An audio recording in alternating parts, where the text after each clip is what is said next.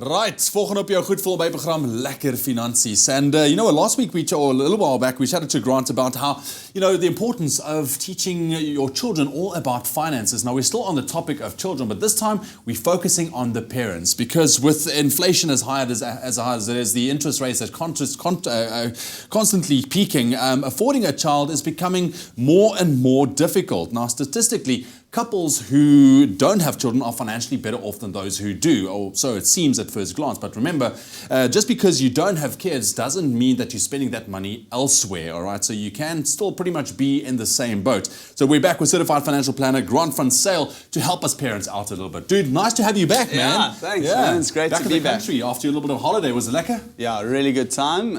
Good rest, refreshed, ready to get going again. Good. Well, we're tackling a pretty heavy issue this morning. I think something that parents are battling with at the moment, given the state of the economy at the moment. Yeah. We're talking about kids and how do we go about basically affording them. So yeah.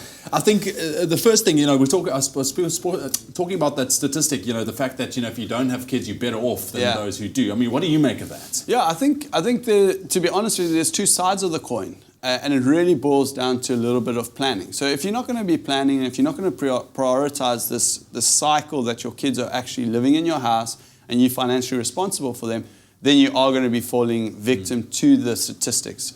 However, if you put a little bit of time aside, and it could be 2-3 hours, and you just plan, you create a proper timeline of what you're wanting to achieve with your kids, you could definitely come out on tops and not have your kids be the so-called money munchers that everyone calls them to be. This is true. But I mean, us parents, we do like to put pressure on ourselves, obviously because we're responsible for our young ones. But what are some of the things that parents really put unnecessary pressure on themselves when it comes to, trying to afford your kids? I think a really big trend that we're seeing at the moment is that parents are wanting to really put their kids through private education. Okay. Now, I'm not saying that's wrong or it's a bad thing. I'm not saying it's good or bad. What I'm saying is what we like to do with our clients is we like to say, these are the implications, these are the cost factors to going through private education. So really educating them on what it really entails to go through private education. So once they make that decision, they can make an informed decision on the costs and to make sure that it doesn't